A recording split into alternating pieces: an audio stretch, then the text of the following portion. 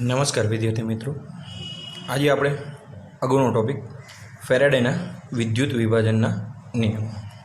હવે અત્યાર સુધી આપણે ભણ્યા કે ભાઈ એક આપણે બીકર લીધું હતું, એની અંદર ઇલેક્ટ્રોડ રાખેલા હતા. આ ઇલેક્ટ્રોડને આપણે બેટરીની મદદ વડે જોડી દીધા હતા. બરાબર, જોડી દીધા હતા તો અહીંથી કંઈક ઓક્સિડેશન થઈ, રિડક્શન થઈ, અહીંયા કંઈક ધાતુઓ છે એ શું થતી હતી, જમા થતી હતી. તો આ જે ધાતુ જમા થતી હતી એ ઇલેક્ટ્રોડ ઉપર કેટલી ધાતુ જમા થતી હતી અથવા એનું વજન શું થતું હતું એ શોધવું હોય તો એને ફેરાડેને નિયમ આપ્યો. તો આના ઉપરથી ફેરાડેના નિયમ ઉપરથી આપણે વેઇટ શોધી શકશું, કેટલા એ જે ઇલેક્ટ્રોડ જેટલું ધાતુ કેટલા પ્રમાણમાં ધાતુ છે એ બીજા ઇલેક્ટ્રોડ ઉપર કે જમા થઈ છે એનું આપણે વજન શોધી શકશું, કદ શોધી શકશું. બરાબર, તો આ વસ્તુ આપણે ફેરાડેના નિયમ ઉપરથી આપણે શોધી શકીશું. તો ફેરાડેએ પહેલો નિયમ આપ્યો, એને એવું કીધું કે ભાઈ કે માની લો કે આ જે ધાતુ છે કેથોડ છે એના ઉપર કેટલા પ્રમાણમાં ધાતુ છે એનું વજન કેટલું થયું એ જાણવું હોય તો કઈ રીતે જાણી શકીશ?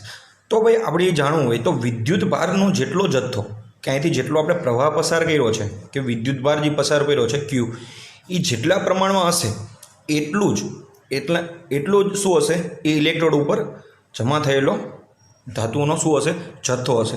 તો ડબલ્યુ પ્રપોર્શનલ ટુ ક્યુ હશે. બરાબર, તો એના પ્રમાણે પહેલો નિયમ આવેલો છે કે વિદ્યુત વિભાજન દરમિયાન કોઈ પણ વિદ્યુત ધ્રુવ પર થતી પ્રક્રિયાનો જથ્થો, વિદ્યુત વિભાજન દરમિયાન કોઈ પણ વિદ્યુત ધ્રુવ પર થતી પ્રક્રિયાનો જથ્થો વિદ્યુત વિભાજન્યમાંથી પસાર થતા વિદ્યુત જથ્થાના સમપ્રમાણમાં હોય. એટલે કે જેટલા પ્રમાણમાં તમે ક્યુ પસાર કરેલો છે, વિદ્યુત ભારનો જથ્થો પસાર કર્યો છે, એટલા પ્રમાણમાં તમને એનો ધાતુનો જથ્થો તમને ઇલેક્ટ્રોડ ઉપર શું થતો જોવા મળશે, જથ્થો છે એ તમને જમા થયેલો જોવા મળશે. એટલા માટે અહીંયા શુદ્ધ સ્વરૂપમાં તમને સમજાય એવી પ્રમાણમાં મારી રીતે લખેલું છે. એટલે કે કોઈ પણ વિદ્યુત ધ્રુવ ઉપર જમા થતો ધાતુનો જથ્થો અથવા ધાતુનું વજન, તેમાં કેટલા પ્રમાણમાં વિદ્યુત ભાર ક્યુ પસાર કરેલો છે તેના સમપ્રમાણમાં હોય છે. તો ડબલ્યુ વેઇટ કોના સમપ્રમાણમાં હશે? ક્યુ એટલે વિદ્યુત ભારના જથ્થાના સમપ્રમાણમાં હશે. તો ડબલ્યુ બરાબર ક્યુ થશે. તો અહીંયા ચલેશન નિશાની કાઢશું એટલે અહીંયા આવશે સમપ્રમાણતા અચળાંક મૂકશે, ઝેડ ક્યુ મુકાશે.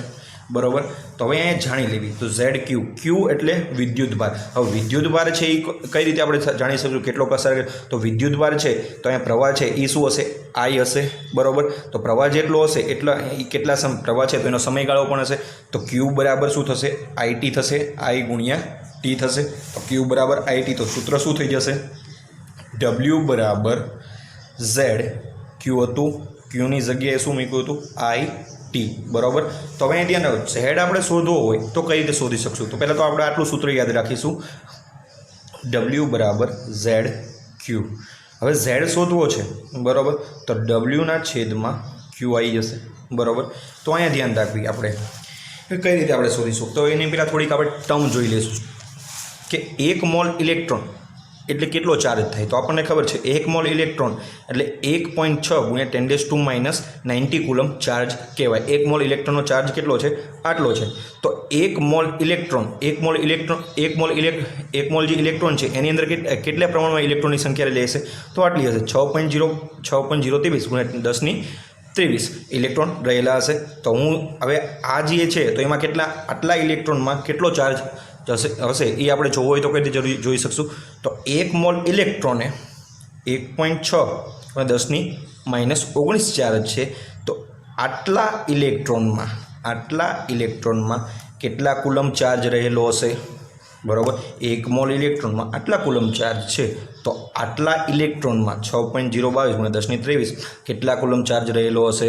તો એ જાણવું હોય તો જ્યારે આપણે કરીશું તો આપણને અહીંયા મળશે ફરાડે એટલે કે એફ આપણને અહીંયા મળી જશે. કેટલું થાય છે, 96,486 મળે, જેને એપ્રોક્સિમેટલી 96,500 આપણે લઈ શકીએ, જેને આપણે એફ તરીકે પણ ઓળખવી છે. બરાબર, તો હવે ધ્યાન રાખજો, આગળ કરું છું, ધ્યાન રાખજો. તમને આવી ટર્મ આપેલી છે, જો અહીં લખેલું છે ડબલ્યુ ક્યુ ઝેડ ક્યુ. ઝેડને શોધવો હોય તો એ કુલમમાં આવશે. બરાબર, ક્યુ એટલે શું છે, આપણો વિદ્યુત ચાર્જ છે. ચાર્જ હંમેશા કુલમમાં છે. તો કે જો અહીં લખેલું છે 1 કુલમ ચાર્જ ફ્લો કરાવી, જ્યારે 1 કુલમ ચાર્જ આપણે આ જે સર્કિટ આપણો જે કોષ છે એની અંદર ફ્લો કરાવી ત્યારે તેનું મૂલ્ય W એટલે વેટ અને બરાબર Z બરાબર હોય છે, W બરાબર Z હોય છે, બરાબર. ત્યારબાદ હવે આનો એક દાખલો છે આપણે જોઈ શકીએ છીએ કે ભાઈ આવી રીતે કોઈ પણ આપેલું છે N+ સોડિયમ છે 1 ઇલેક્ટ્રોન મેળવી Na+ છે 1 ઇલેક્ટ્રોન મેળવી કેમાં રૂપાંતર થાય છે Na. તો આને મારે વાંચવું હોય, આ રિડક્શન છે. શું છે? રિડક્શન છે, કારણ કે 1 મોલ ઇલેક્ટ્રોન શું કરે છે? મેળવે છે. હંમેશા રિડક્શન થતું હોય તો જ અહીંયા કંઈક આપણે માની લો કે રિડક્શન થાય છે અહીંયા ધ્રુવ ઉપર, બરાબર. અહીંયા ઓક્સિડેશન થાય છે, તો અહીંથી કંઈક વસ્તુ શું થતી હશે? એની ઉપર જમા થતી હશે અને આ શું થતો હશે? સળિયો ખવાતો જતો હશે, બરાબર. તો હવે અહીંયા શું થતું? જમા થતું હશે. તો આનો મારે વજન અથવા મારે વજન કે કોઈ પણ શોધવું હોય તો હું કઈ રીતે શોધી શકીશ? માની લો કે Na+ છે એ 1 ઇલેક્ટ્રોન મેળવે છે અને કેમાં રૂપાંતર થાય છે? 1 Na માં રૂપાંતર થાય છે. તો આવી રીતે કર્યું 1 મોલ Na+ ઇલેક્ટ્રોન જ્યારે 1 ઇલેક્ટ્રોન મેળવે છે ત્યારે 1 મોલ Na બને છે, બરાબર. તો 1 મોલ ઇલેક્ટ્રોનનો ચાર્જ શું થયું? 1 મોલ ઇલેક્ટ્રોનનો આપણે ચાર્જ શોધીશું. 1 મોલ ઇલેક્ટ્રોન છે એનો આપણે ચાર્જ શોધીશું ત્યારે જ આપણને ખબર. તો 1 મોલ ઇલેક્ટ્રોનનો ચાર્જ કેટલો થાય? આપણે શોધી લીધો છે પહેલાંથી જ. તે 1 મોલ ઇલેક્ટ્રોનનો ચાર્જ કુલમમાં કેટલો થશે? 96,500 કુલમ થાય છે. તો 1 મોલ Na એટલે કેટલા ગ્રામ વજન થયું? 23 ગ્રામ વજન. તો 1 કુલંબે કેટલો? તો Z અહીંથી મળી ગયો. Z બરાબર શું થશે? 23 છેદમાં શું થઈ જાય? 96,500, બરાબર. તો અહીંયા 1 ઇલેક્ટ્રોન છે, અહીંયા ધ્યાન રાખજો. Z બરાબર 23 ગ્રામ એમના, બરાબર. 96,500. હવે અહીંયા ધ્યાન રાખજો, અહીંયા 1 ઇલેક્ટ્રોન છે એટલા માટે જ આપણે 96,500 લખ્યા છે અને આ 1 ઇલેક્ટ્રોન અહીંયા, બરાબર. જો અહીંયા 2 ઇલેક્ટ્રોન હોય તો અહીંયા ડબલ 2 ગુણવા પડશે. કેટલા ગુણવા પડશે? 2 ગુણવા પડશે. 3 હોય તો 3 ગુણવા પડશે, બરાબર. કારણ કે આ તો જે સર્કિટ આપણને મળેલી છે, આપણે જે આ પ્રક્રિયા છે એ તો કેવી છે? શું કહેવાય? સંતુલિત છે. જોઈ લો અહીંયા ચાર્જ પણ આપણે શું થાય? પ્લસ અને માઇનસ ચાર્જ કેન્સલ થઈ જાય છે. Na 2 મળે છે, એટલે કે આ કમ્પ્લીટ છે, બરાબર. એની કોઈ જરૂર નથી, બરાબર. તો અહીંયા 2 ઇલેક્ટ્રોન આપેલા હોય તો 96,500 ગુણ્યા 2 કરવા પડશે. હવે આગળ તો આપણું સૂત્ર શું થયું? W બરાબર Z ગુણ્યા IT. તો આપણે આ સૂત્ર મળી ગયું છે. W બરાબર ZIT. આમાં Z શોધવાનો કીધો હોય, બરાબર. તો Z જ્યારે શોધવાનો કીધો હોય તો W બરાબર આપણે સૂત્ર થશે. અહીંયા ધ્યાન રાખજો. Z આપણને કઈ રીતે મળશે? Z આપણે જોશું. Z આપણે જોઈએ તો આપણે અહીંયા આપણને શરૂઆત કરેલી હતી. અહીંયા ધ્યાન રાખજો. W આવી રીતે અહીંયા આપેલું છે. W બરાબર શું થશે? અહીંયા ZQ છે. Z એટલે એવી વસ્તુ છે કે Z આપણને કઈ રીતે? મોલિક્યુલર, એટલે મોલિક્યુલર વેઇટ ગુણ્યા છેદમાં NFની મદદથી આપણે શોધી શકશું. કોની મદદથી? NFની મદદથી. N એટલે ઇલેક્ટ્રોન, F એટલે ફેરાડે. Z બરાબર NF.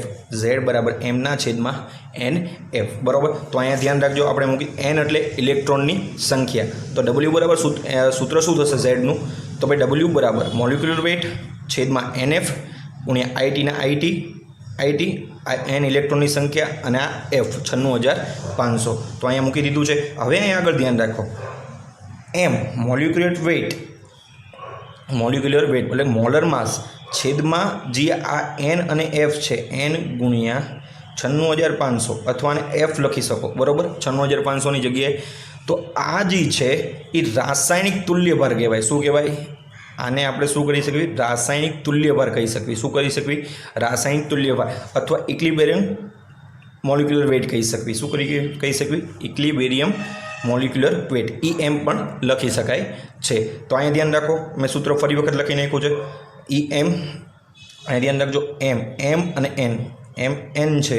MN ને શું કરી શકાય? રાસાયણિક તુલ્યભાર કહેવામાં આવે છે. શું કહેવામાં આવે છે? MN ને શું કહેવામાં આવે છે? રાસાયણિક તુલ્યભાર કહેવામાં આવે. MN ને રાસાયણિક તુલ્યભાર કહેવામાં આવે છે. તો અહીંયા જો સૂત્ર ફરી બદલી છે. W બરાબર ઇક્લિબેરિયમ મોલિક્યુલર વેઇટ છેદમાં 96,500 ગુણ્યા I ગુણ્યા T, બરાબર. તો હવે આગળ આપણે આટલી વસ્તુ ગમે ત્યારે માની લો કે હવે એક દાખલો આવે કે આવી રીતનો દાખલો કીધો હોય તો તમને એનો Z શોધવાનો કીધો હોય, બરાબર. અહીંયા Mg+2 2 ઇલેક્ટ્રોન મેળવી અને Mgમાં રૂપાંતર થાય છે, બરાબર. તો તમને આનો વેઇટ શોધવાનો કીધો હોય, રિડક્શન વિદ્યુત ધ્રુવ ઉપર તમને આનો મેગ્નેશિયમનો વેઇટ શોધવાનો કીધો હોય તો કઈ રીતે શોધી શકશો? તો ભાઈ અહીંયા ધ્યાન રાખજો કે ભાઈ 1 મોલ છે, 1 મોલ મેગ્નેશિયમ છે બરાબર, જ્યારે બે ઇલેક્ટ્રોન મેળવે છે ત્યારે 1 મોલ શું બને છે? મેગ્નેશિયમ પ્રાપ્ત થાય છે બરાબર. તો હવે અહીંયા હું ધ્યાન રાખું, અહીંયા જે છે બરાબર, તો 1 મોલ મેગ્નેશિયમનો ચાર્જ કેટલો થયો? અહીંયા 2 મોલ મેગ્નેશિયમ છે બરાબર, બે ઇલેક્ટ્રોન મેળવે છે. તો જ્યારે 2 મોલ મેગ્નેશિયમ છે એ જ્યારે પ્રક્રિયા કરે છે ત્યારે 1 મોલ મેગ્નેશિયમ પ્રાપ્ત કરે છે બરાબર. તો અહીં ધ્યાન રાખજો, 2 મોલ મેગ્નેશિયમ છે એમનો કુલમમાં ચાર્જ કેટલો થયો? 1 કુલમ એટલે 96,500. તો અહીંયા 2 ઇલેક્ટ્રોન છે તો અહીંયા કેટલા થયા? 2 થયા. તો 96,500 ગુણ્યા 2 થઈ શકે. તો આને છે તો આને મારે કરવું હોય તો આને કઈ રીતે કરી છે? 1 મોલ મેગ્નેશિયમના મોલ કેટલા થાય? Magnesium, hydrogen, helium, lithium, beryllium, boron, carbon, nitrogen, એટલે મેગ્નેશિયમનો એલ્યુમિનિયમ, મેગ્નેશિયમ એટલે 12 પરમાણુ ક્રમાંક આવે. તો એનો વેઇટ કેટલો થયો? 12 × 24. તો આનો વેઇટ કેટલો થઈ ગયો? 24 થઈ ગયો. તો બરાબર, તો 24/96,500 ગુણ્યા 2. તો આ શું વેઇટ મળી ગયો મેગ્નેશિયમનો આપણને? ઝેડ મળી ગયો, ડબલ્યુ મળી ગયો આપણને બરાબર. તો ખ્યાલ આવી ગયો આટલી વસ્તુ ઉપરથી બરાબર. કોઈ પણ રીતે આપેલું, એલ્યુમિનિયમ Al+3 આપેલું હોય બરાબર, આવી રીતે આપેલું હોય Al+3 ઇલેક્ટ્રોન બરાબર, પ્રક્રિયા થઈને Al બને તો શું કરવાનું? 96,500 ગુણ્યા 3 એલ્યુમિનિયમનો પરમાણુ ક્રમાંક છે એનું દળ મૂકી દેવાનું. તો આપણો જવાબ એટલે કે આપણને વેટ અહીંથી પ્રાપ્ત થઈ જાય છે બરાબર. તો આટલી વસ્તુ. આગળ બીજો નિયમ છે. પહેલો નિયમ ફરી વખત જોઈ લઈશું. શું કીધું હતું કે ભાઈ જેટલા પ્રમાણમાં વિદ્યુતભાર પસાર કરવામાં આવે બરાબર, એટલા જ એના સમપ્રમાણમાં છે તમને શું મળે છે? એના જે ઇલેક્ટ્રોડ છે એના ઉપર તમને શું જમા થતું દળ તમને અંદર જોવા મળે છે બરાબર. હવે બીજું છે, ધ્યાનથી જોજો. બીજો છે ફરાડેનો બીજો નિયમ. જો હવે એ નિયમ શરૂ કરતાં પહેલાં આપણે એક બીજી વસ્તુ બની કે ભાઈ ફરાડેનો બીજો નિયમ એવું કહે છે કે ભાઈ આપણે કોઈ પણ સિરીઝમાં છે કંઈ વસ્તુ 2 કોષ જોડેલા છે બરાબર, જોડેલા હોય તો તેમાંથી આ 2 કોષ છે આપણે શું કરેલા છે? સિરીઝમાં જોડેલા છે. તો સિરીઝમાં જ્યારે આપણે કોષ જોડેલા છે તો ત્યારે તેની અંદરથી પ્રવાહ છે એક સમાન પસાર થાય છે. કેવો થાય છે? પ્રવાહ કેવો હોય છે? I કેવો હોય છે? સમાન હોય છે, એટલે કે સેમ હોય છે. તો એ પ્રવાહ સમાન હોય તો તેની અંદરથી પસાર થતો સમય પણ જે બંને કોષમાં જે સમય પણ કેવો લાગતો હશે? તો T પણ કેવો હશે? સમાન હશે બરાબર. T પણ કેવો હશે? સમાન હશે. તો જો 2 કોષમાં સિરીઝમાં જોડાયેલા હોય તો તેમાંથી પસાર થતો વિદ્યુતનો જથ્થો અને સમય બંને કોષમાં કેવા હોય છે? સમાન હોય છે. આના ઉપરથી બીજો નિયમ, વિદ્યુત વિભાજ્ય દ્રાવણમાં વિદ્યુતનો સમાન જથ્થો પસાર કરતા જુદા જુદા પદાર્થમાંથી મુક્ત થયેલો જથ્થો તેમના રાસાયણિક તુલ્યભારના સમપ્રમાણમાં હોય છે. હમણાં મેં તમને કીધું રાસાયણિક તુલ્યભાર એટલે ઇક્વિલિબ્રિયમ મોલિક્યુલર વેટ એટલે કે બરાબર આ રાસાયણિક તુલ્યભાર EM ના સમપ્રમાણમાં હોય છે. તો જથ્થો W/W2 બરાબર E1 ને E2 બરાબર કેવો હોય છે? સમપ્રમાણમાં હોય છે. હવે અહીંયા એક વસ્તુ ધ્યાન રાખ, વિદ્યુત વિભાજ્યના દ્રાવણમાંથી વિદ્યુતનો સમાન જથ્થો પસાર કરતા જુદા જુદા પદાર્થમાંથી મુક્ત થયેલા જથ્થો તેમના રાસાયણિક તુલ્યભારના સમપ્રમાણમાં હોય છે. હવે તમને એમ થાય કે જુદો જુદો જથ્થો એટલે કઈ રીતે? બે કોષ આપેલા છે બરાબર, તો A ઇલેક્ટ્રોડ, આ B electrode, C electrode, D electrode બરાબર. આ તો એના વજન આપણે લખી નાખ્યા બરાબર. હવે અહીંયા ધ્યાન રાખો, આ દ્રાવણ છે એની અંદર સિલ્વર નાઇટ્રાઇડનું દ્રાવણ ભરેલું છે, આની અંદર છે કોપર સલ્ફેટનું દ્રાવણ ભરેલું છે બરાબર. તો હવે પહેલી વસ્તુ તો આપણે આયન જોઈ લઈશું બરાબર. હવે એનોડ અને કેથોડ જોઈ લઈશું બરાબર. તો આ છે કેથોડ નેગેટિવ ટર્મિનલ, આ છે એનોડ પોઝિટિવ ટર્મિનલ બરાબર. તો હવે આપણે અહીંયા ધ્યાન રાખવું, તો આ જે બીજો છે એ શું હશે? એનોડ હશે. આ છે એનોડ, તો આ છે કેથોડ હશે. આ કેથોડ છે તો આ શું હશે? એનોડ હશે. તો હવે આપણે જ્યારે વિદ્યુત વિભાજન થશે ત્યારે આપણે શું કહેવાય આના ઉપર જે આ વિદ્યુત ધ્રુવો છે એના ઉપર જમા થતી આપણે નિપજો જોઈ લઈશું. તો ભાઈ આપણે અહીંયા જોઈ લઈશું કે ભાઈ એનોડ ઉપર ઓક્સિડેશન થાય છે તો એના ઉપર જમા થતી આપણે નિપજો જોઈ લેવી. હવે એનોડ છે, એનોડ તો કેવો હશે? પ્લસ હશે. તો એની તરફ AgNO3 છે, AgNO3 તો પ્લસ છે, એના તરફ ક્યાં આયનો એની તરફ જશે? કારણ કે એક્વા સોલ્યુશન છે, પાણી સાથે નથી, તો પાણીમાં શું હશે? H2O પણ હશે બરાબર. તો એના તરફ જશે કોણ? તો આપણે અહીંયા જોઈ લેવી AgNO3 માં NO3 તો કેવું હશે માઇનસ, તો માઇનસ છે એનોડ તરફ જશે, તો આપણે અહીં લખી નાખવી એનોડ ઓક્સિડેશન. AgNO3 માં પ્લસ તરફ NO3 જશે, બીજું H2O જશે અને ત્રીજું શું જશે Ag એટલે કે સિલ્વર શું થશે આ પ્લસ વિદ્યુત ધ્રુવ છે એના ઉપર જમા થશે. હવે આપણને એમ થાય કે ભાઈ આ ત્રણ જાય છે એ ત્રણેયમાંથી આના ઉપર જ કોણ જમા થશે એ આપણે જાણવું હોય તો પરંતુ ત્રણમાંથી ઓક્સિડેશન એનું જ થશે જેનો રિડક્શન પોટેન્શિયલ જે આ ત્રણ છે એ ત્રણમાંથી જેનો reduction potential standard reduction potential સૌથી ઓછો હોય તેનું અહીંયા શું થતું હશે ઓક્સિડેશન થતું હશે. શું થતું હશે જે આ ત્રણ છે આ ત્રણ નિપજ જ કહેવાય નહીં બરાબર, પરંતુ આમાંથી ઓક્સિડેશન કોનું થશે માત્ર ને માત્ર જેમાંથી આ ત્રણમાંથી જેનો oxidation potential oxidation reduction standard reduction potential કેવો હશે સૌથી ઓછો હશે તેનું જ અહીંયા શું થતું હશે ઓક્સિડેશન. આ ત્રણમાંથી સ્ટાન્ડર્ડ રિડક્શન પોટેન્શિયલ સૌથી ઓછામાં ઓછો સિલ્વરનો હોય છે, તો અહીં સિલ્વરનું શું થશે ઓક્સિડેશન. એનોડ ધ્રુવ આથી એનોડ ધ્રુવ છે તો એનોડ ધ્રુવ છે એનું આ શું થઈ ગયું એક રાસાયણિક પ્રક્રિયા થઈ ગઈ. Ag છે Ag+ અને 1 ઇલેક્ટ્રોન શું કરે છે અહીંથી મુક્ત કરે છે. તો હવે કેથોડ ઉપર અહીં પર જોઈ લઈશું તો કેથોડ ઉપર કોણ જમા થતું હશે અહીંયા, તો કેથોડ ઉપર પણ શું થતું કેથોડ ઉપર પણ શું હશે પાણી અને બીજું Ag+. કેથોડ ઉપર કયા હશે Ag+ H2O આ બે હશે. આમાં તે એકવા સોલ્યુશનમાં તે આ Ag અને પાણી H2O હશે. તો આ બેમાંથી છે હવે રિડક્શન કોનું થતું હશે તો ભાઈ જેનું રિડક્શન પોટેન્શિયલ આ બેમાંથી જેનો રિડક્શન પોટેન્શિયલ હાઈ હોય ઓલામાં કેવો હતો રિડક્શન પોટેન્શિયલ ઓછો હોય એનું ઓક્સિડેશન થશે. રિડક્શન કોનું થશે જેનો રિડક્શન પોટેન્શિયલ કેવો હશે હાઈ હશે તેનું શું થતું હશે અહીંયા રિડક્શન. તો અમારે બેમાંથી રિડક્શન પોટેન્શિયલ કોનો હાઈ છે Agનો સિલ્વરનો શું છે હાઈ છે તો એનું શું થતું હશે રિડક્શન. તો અહીંયા જોઈ લેવી Ag+ છે એક ઇલેક્ટ્રોન મેળવી કેમાં રૂપાંતર થાય છે Ag. તો હવે આ જે બંને વિદ્યુત ધ્રુવ છે એના ઉપર જમા થતો એ બેનો વિદ્યુત ધ્રુવનો વજન શોધવો હોય તો આપણે કઈ રીતે શોધી શકશું તો એમનું વજન છે કોના સમપ્રમાણમાં હોય છે રાસાયણિક તુલ્યભારના સમપ્રમાણમાં હોય છે. તો એવું જ અહીંયા શું થતું હશે કોપરમાં થતું હશે. પાણી પણ સાથે છે SO4 પણ છે પરંતુ જેનો ઓક્સિડેશન કોનું થતું હશે એ ત્રણેયમાંથી આમાં પણ કેવું હશે આને જરા નિપજો લખશો તમે આ બીજો કોષ છે એની એક જ કોષ છે પણ એની અંદર જે બીજો કોષ રહે એની આપણે નિપજો લખવી તો એનો ઓક્સિડેશન એટલે કે એનોડ ઉપર આપણે જોવી તો આમાં કઈ હશે નિપજો કઈ હશે કે એક તો કોપર હશે પ્લસ બીજું શું હશે SO4 માઇનસ હશે એની તરફ જવાનું Cu+2 હશે બરાબર. તો આ બધી શું Cu હશે SO4 માઇનસ હશે તો આ કોના ઉપરની જમા થતી હશે એનોડ ઉપર હશે. તો એની પણ આ પ્રક્રિયા મેં લખી નાખી કેથોડની પ્રક્રિયા પણ લખી નાખી બરાબર. તો ખ્યાલ આવી ગયો. તો આ વસ્તુ જુદી જુદી રીતે જમા થતો જથ્થો હશે બરાબર. તે કોના સમપ્રમાણમાં છે તો અહીં લખેલું છે વિદ્યુત વિભાજન દ્રાવણમાંથી વિદ્યુતનો જથ્થો સમાન પસાર કરતા જુદા જુદા પદાર્થોમાંથી મુક્ત થયેલો જથ્થો. આ જુદા જુદા પદાર્થ થયા ને AgNO3 સિલ્વર નાઇટ્રેટ અને કોપર સલ્ફેટ જુદા જુદા પદાર્થમાંથી મુક્ત થયેલા જથ્થો તેમના રાસાયણિક તુલ્યભારના સમપ્રમાણમાં હશે. એટલે કે પછી આમનો જે રાસાયણિક તુલ્યભાર છે જે આ દ્રાવણનો રાસાયણિક જે તત્વો છે એનો રાસાયણિક તુલ્યભાર છે એના કેવા હશે સમપ્રમાણમાં હશે. તો હું લખી શકું W બરાબર તો આવી લખી E1 લખી શકું બરાબર. બે દ્રાવણ હોય તો E2 થઈ જશે બરાબર. તો આવી લખ્યું W1/W2 બરાબર E1 × E2 બરાબર. તો આ શું થઈ ગયું W એટલે જે પણ ઇલેક્ટ્રોડ છે એનું વજન અને આ શું થઈ ગયું એનો તુલ્યભાર. માની લ્યો કે W1 છે એને શું લઈ લીધું આપણે W1 એટલે કે કોનું વજન લઈ લીધું સિલ્વરનું વજન લઈ લીધું અને W2 એટલે આપણે કોનું વજન લીધું કોપરનું વજન લઈ લીધું. તો E1 શું થઈ ગયું